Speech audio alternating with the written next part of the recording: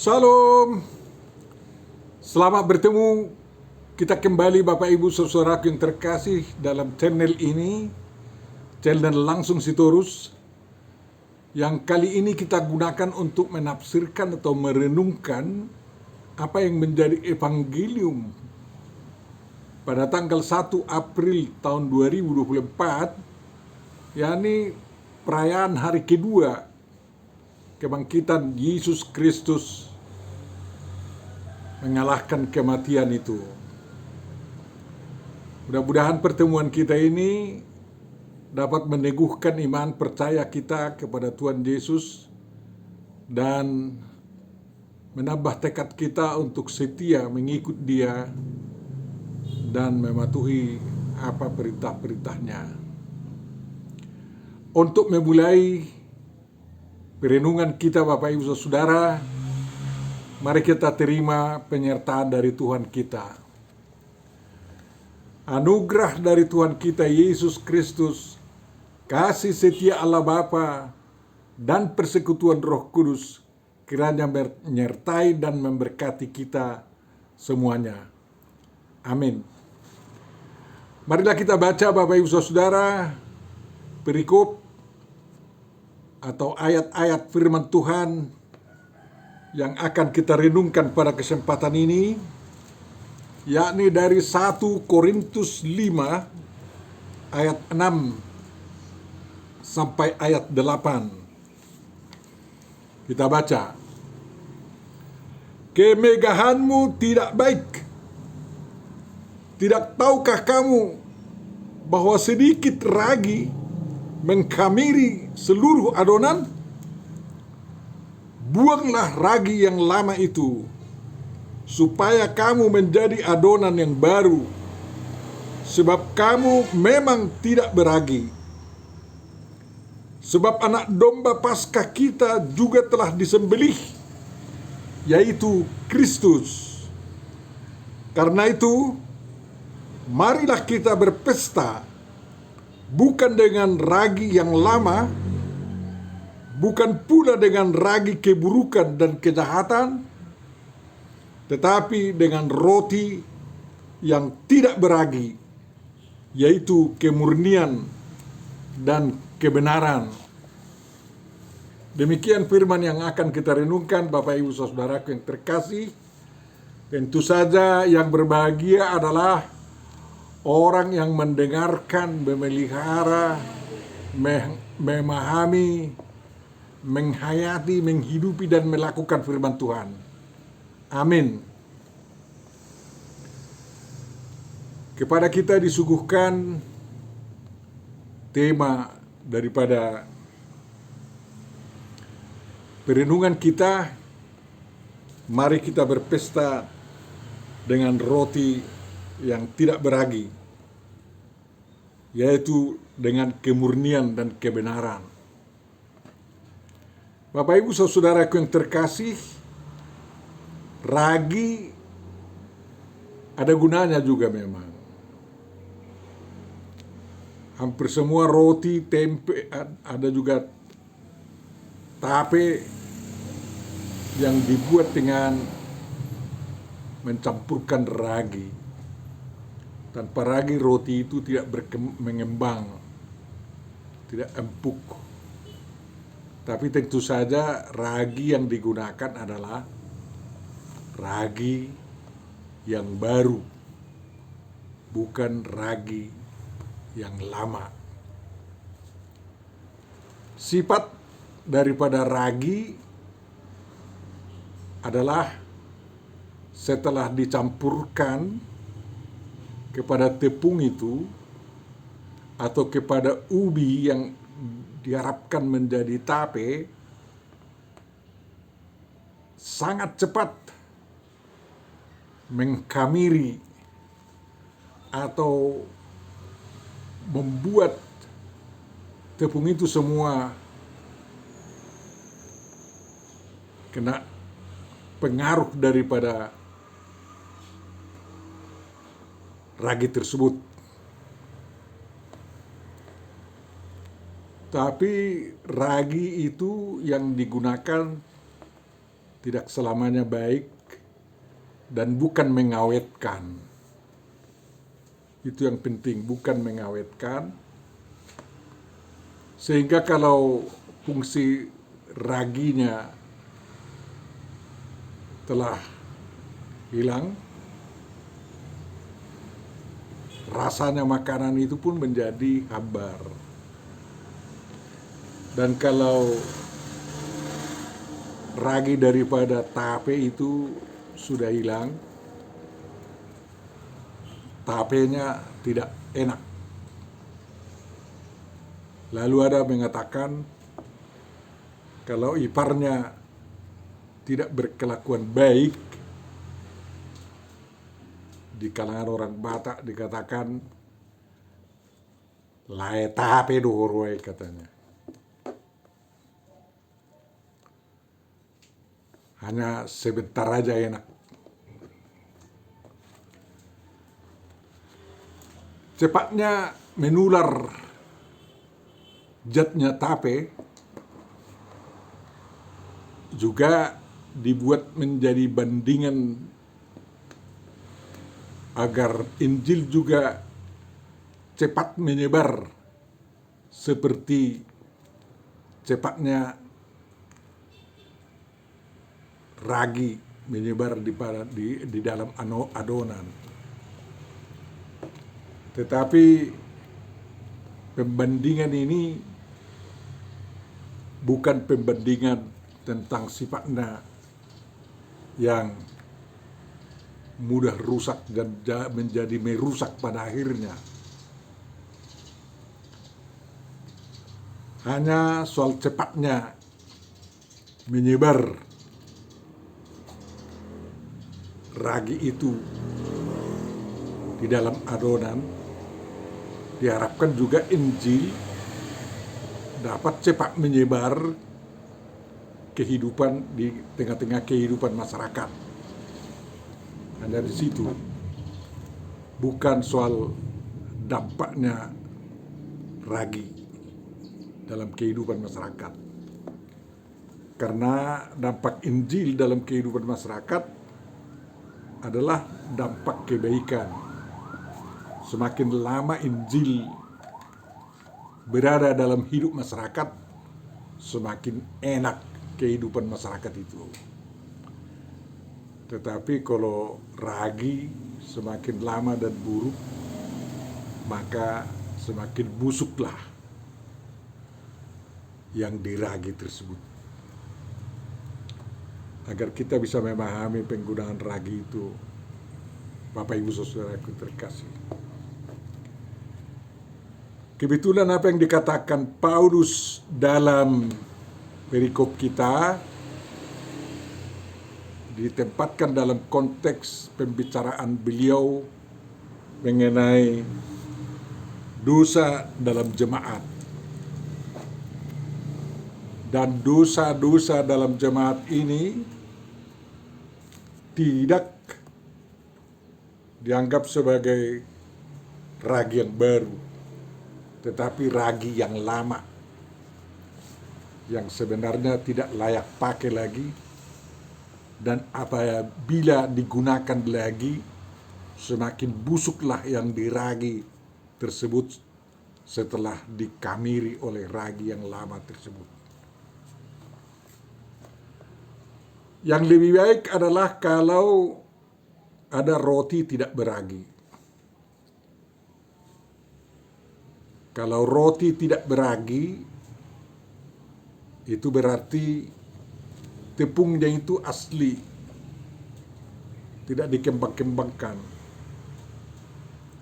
asli seperti roti bakar. Dan orang Yahudi melarang adanya ragi selama musim Paskah. Kita pun dalam masa Paskah ini kan perayaan Paskah. Tak usah menggunakan ragi, baik membuat roti, dalam membuat roti atau dalam memasak makanan-makanan apapun. Karena lebih sehat memakan masakan tak beragi atau roti tidak beragi.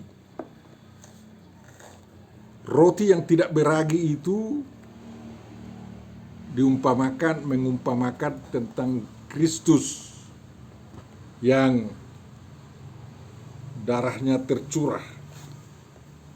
Ya. Anak domba Paskah kita juga telah disembelih, yaitu Kristus. Ya. Dan inilah membuat adonan kita menjadi adonan yang baru. Jadi apa itu ragi yang lama, banyak sekali diterangkan oleh Paulus di sini.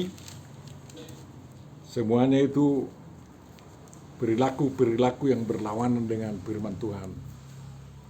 Yang perzinahan lah, yang kekikiran lah, yang banyaklah. Kesombongan. Tapi selain yang dikatakan di sini, atau seperti dikatakan dalam Kolose 3 itu, kalau saya nggak salah ya, di sana disebutkan banyak sekali perilaku yang kurang baik, yakni segala sesuatu yang duniawi, yaitu percabulan, kenajisan, hawa nafsu, nafsu jahat, keserakahan, penyembahan berhala, dan semuanya itu mendatangkan murka Allah. Itulah ragi yang lama, ragi yang sudah out of date, kadaluarsa. Ya, walaupun masih ada orang yang keranjingan melakukan hal-hal tersebut, sudah kadaluarsa itu. Kolose 3 ayat 5 dan seterusnya. Tapi selain itu ada juga ragi yang lain atau perilaku akibat dari ragi yang lama, yakni semangat selalu berselisih. Bahasa Batak bilang semangat berbeda-beda. Itu yang terjadi di Korintus, banyak percekcokan oleh karena ajaran-ajaran teologi yang memecah belah anggota jemaat. Entah ajaran apapun itu, kalau tujuannya memecah belah anggota jemaat, itu terhitung sebagai ragi yang lama. Makanya jangan digunakan itu. Bahkan jangan bergaul dengan orang-orang cabul. Ya. Walaupun orang Yunani sebelum kekristenan ada menghalalkan cabul yang ilahi katanya. Setelah kekristenan itu tidak boleh lagi. Itu termasuk ragi yang lama yang membusukkan kehidupan masyarakat. Tidak perlu lagi ada kecabulan, kekikiran, penyembah berhala, pemfitnah, pemabuk atau penipu. Seperti dikatakan di dalam 1 Korintus 5 ayat 11. Bahkan kalau boleh, hal-hal tersebut tidak menyentuh kehidupan berjemaah. Jadi perilaku-perilaku itu harus dijauhkan. Kalau sangat sulit dijauhkan, orangnya pun harus dijauhkan. Bapak Ibu saudaraku yang terkasih, ragi yang baru tentu saja Injil. Tapi kalau Injil dipandang sebagai ragi, bisa saja itu usang. Ternyata Injil kalau digunakan tidak pernah usang, tidak pernah lama. tetapi selalu baru. Injil itu adalah Kristus.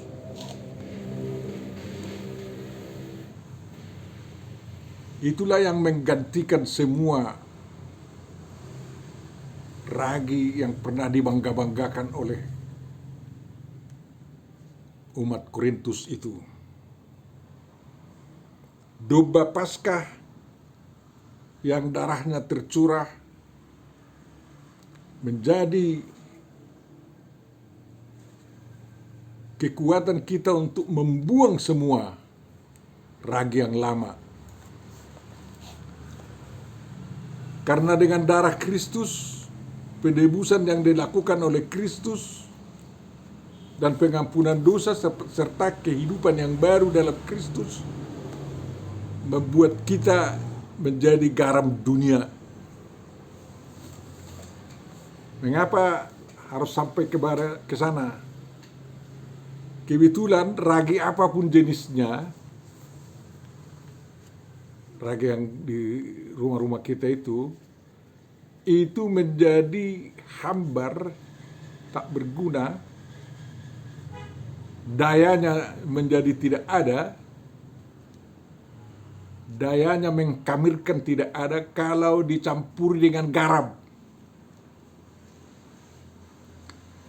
Jadi kalau jemaat sebagai garam dunia, pasti garam dunia ini membuat tidak mempan semua kekuatan-kekuatan ragi yang lama mengkamiri kehidupan jemaat. Jadi agar kehidupan jemaat itu suci, bersih, murni, berada dalam kebenaran, kiranya ragi-ragi yang datang dari dunia ini yang berupa ragi yang lama dilawan dengan garam dunia, sehingga kemampuan ragi yang lama mempengaruhi hidup jemaat tidak mempan.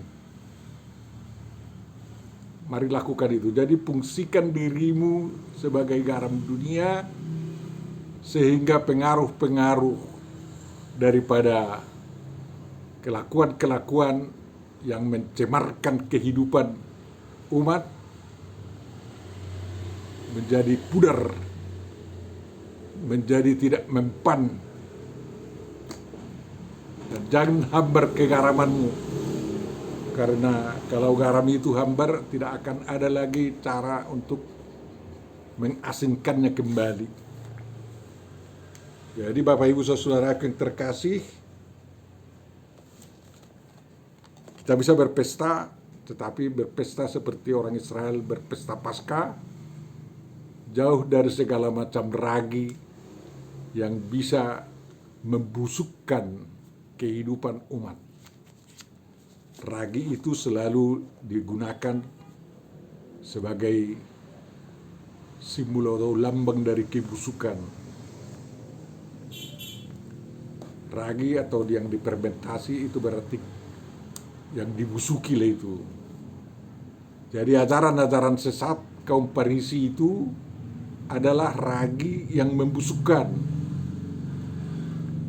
Kemunafikan orang Farisi itu juga membusukkan.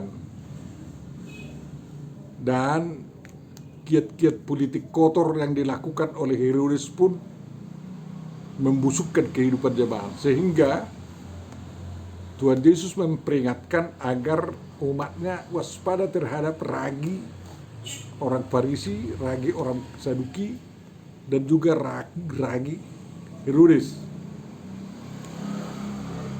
Ya Herodes bukan Herodes Agung, Herodes Antipas, Herodes Agung itu. Makanya Bapak Ibu Saudara, kalau kita berjuang melawan ragi yang lama, tentu saja kehidupan kita harus kita isi dengan roti yang tidak beragi. Roti yang tidak beragi itu melambangkan kekudusan, melambangkan bahwa hidup kita terjaga dari pengaruh ajaran-ajaran sesat dan hal-hal buruk. Ya, kalau ragi yang lama ada lambang pengaruh doktrin-doktrin, ajaran atau perilaku negatif. Jadi roti tidak beragi yang kita gunakan selama masa Paskah melambangkan bahwa kita murni, bersih, dan berada dalam kebenaran Kristus. Apa itu kebenaran Kristus, Bapak Ibu Saudara? Karena Tuhan Yesus mengatakan, akulah jalan, kebenaran, dan hidup. Ya, kemurnian yang diajarkan oleh Tuhan Yesus adalah kita kembali kepada firman Tuhan yang disampaikan oleh Tuhan kepada Musa, oleh nabi-nabi, yang intinya adalah kasihilah Tuhan Allahmu dengan segenap hatimu, segenap akal budimu, segenap jiwamu, dan dengan segenap kekuatanmu. Lalu kasihilah sesamamu seperti dirimu sendiri. Itu hukum kasih. Agar tidak menjadi kata-kata kosong, hukum kasih itu dalam kehidupan kita, mari kita lakukan hukum perbuatan yang diajarkan oleh Tuhan Yesus, yakni berbuatlah kepada orang lain apa yang kau inginkan diperbuat orang lain kepadamu. Itu berarti kebenaran. Itulah murni, itulah kehidupan. Jadi Bapak Ibu Saudaraku yang terkasih, marilah kita jauhkan diri dari ragi keburukan dan kejahatan, tetapi dengan roti yang tidak beragi, yakni kekudusan, kemurnian, dan kebenaran. Mari kita berjuang dalam hal ini. Tuhan Yesus memberkati kita semua. Amin. Ya Tuhan Allah Bapa kami yang di surga, terima kasih Engkau memperingatkan kami agar kami menjaga diri dari hal dikamiri oleh ragi yang lama yang membusukkan iman dan kehidupan kami sehari-hari.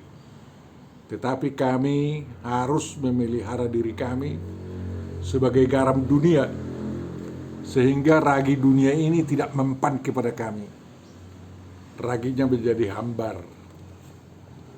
Dan kami akan memelihara hidup ini dengan kemurnian, dengan kekudusan, dan juga dengan kebenaran yang daripadamu. Tolong dan kuatkan kami melakukan itu semua demi kemuliaan nama-Mu Tuhan, dan demi kemaslahatan hidup kami di dunia ini. Ampuni dosa kami, ampuni dosa bangsa kami. Tuhan, tuntun bangsa kami lolos dari segala pencobaan-pencobaan pasca pilpres dan pemilu yang telah berlalu di bangsa kami.